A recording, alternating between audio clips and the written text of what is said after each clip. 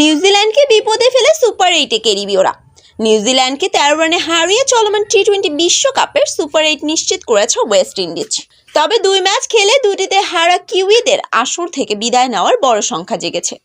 আজ বৃহস্পতিবার কিনিডাদের বয়ালনারা স্টেডিয়ামে গ্রুপ সি ম্যাচে খেলতে নামে দুই দল। বাংলাদেশ সময় সকাল 6:30টায় ম্যাচটি শুরু হয়, যেখানে প্রথমে ব্যাট করা উইন্ডিজ নির্ধারিত 20 ওভার শেষে 9 উইকেট হারিয়ে 149 রান করেছে।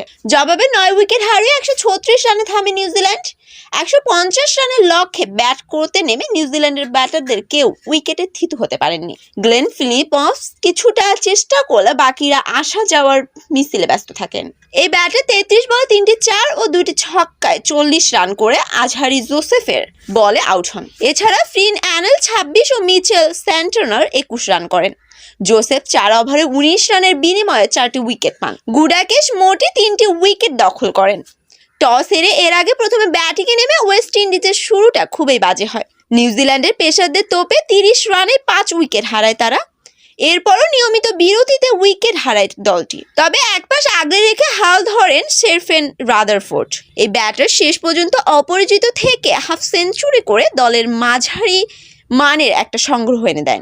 রাদারফোর্ড 39 বলে 2টি 4 ও 6টি ছক্কায় 68 রানের হার না মানায় ইনিংস খেলেন।